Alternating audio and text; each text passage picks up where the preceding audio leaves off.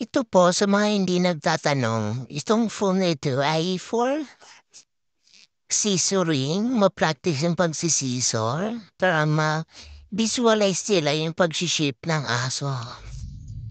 At yung mga walang alam dyan na acacia foam naman yan, buti kung totoong aso yan, wag na kayo mangyalam.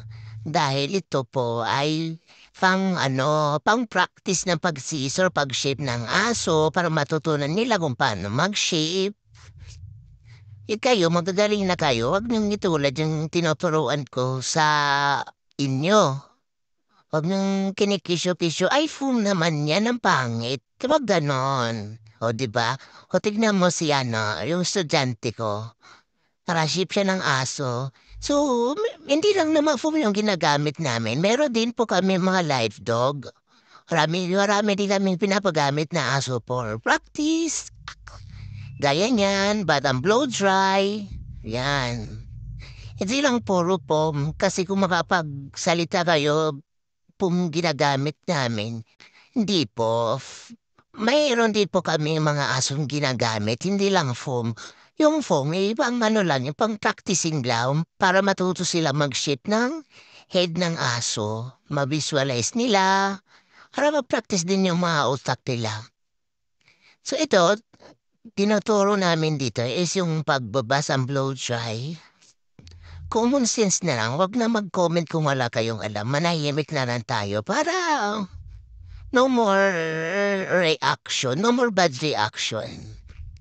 Oh, ito na, magkakaros na si ate ng private part. Yan. Tinuturo ko na siya magkaros. And pose, nails.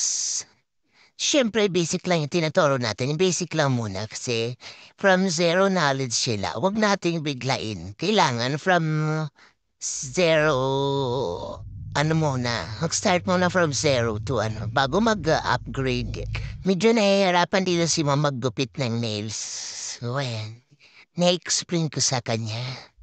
Tatakot siguro baka niya masagad, malugo. So, ito yung before niya. So, ayan yung after. O, diba?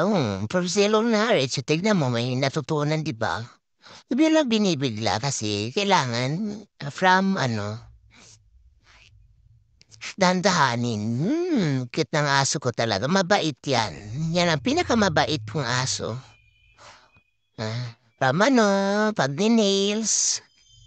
Para matuto sila mag-nails. Di porbet. Ay, basic lang yan, nails. Hindi. Pag ni-nails, kailangan din ng turo niyan kasi pag di ka marunong magkuko, baka mapadugo mo yung paa ng aso. Kailangan mo din ng dyan, ng pasensya. Kapag wala ka pasensya, pag nasagad mo ay dudugo yan. Yari ka sa may-ari.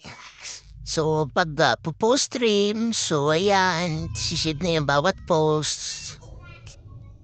Medyo malikot lang to aso ko eh. Tuta pa, mga na yan, 3 months. 3 months yung aso ko. Ang dami kong aso ginagamit pang practice sila, kaya huwag kayong mag-comment na kesyo kung yung mga ginagamit namin. Ang dami namin live dog. So, pinaliguan muna ni ma'am yung puta. O siya, iwan ko na kayo. Napapagod na ako magpaliwanag.